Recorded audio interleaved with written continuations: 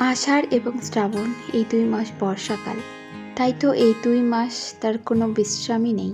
কখনো ঝিরিঝিরি, কখনো টিপটিপ, কখনো মুষলধারে, আবার কখনো বা তার সাথে যোগ দিয়েছে গুরুং-গারুং শব্দ।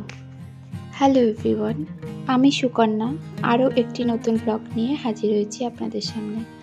ভাবলাম আজকে আপনাদের সাথে খুবই সিম্পল একটা রান্না শেয়ার করি। কচুর লতি এবং কাঁঠালের বীজ দিয়ে তৈরি এই রান্নাটা খেতে কিন্তু খুবই সুস্বাদু হয়। আর এই রান্নাটা এত তাড়াতাড়ি হয়ে যায়, আপনারা দেখতেই পাবেন।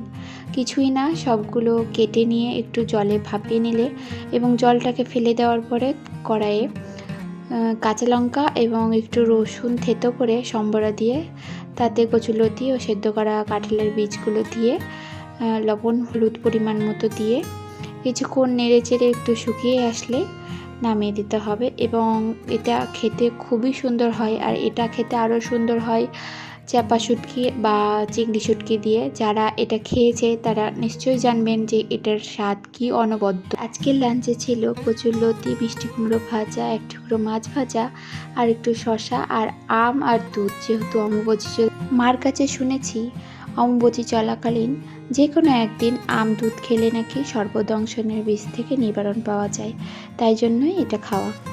এই ধরনের সাধারণ খাবার দাবার আমার খুবই প্রিয়, মাছ মাংসের থেকেও প্রিয় বলা যায়।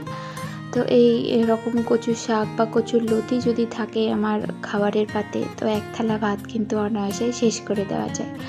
তো ভালো থাকবেন, সুস্থ থাকবেন বন্ধুরা। আবার দেখা হবে অন্য কোনো ব্লগে। Bye bye.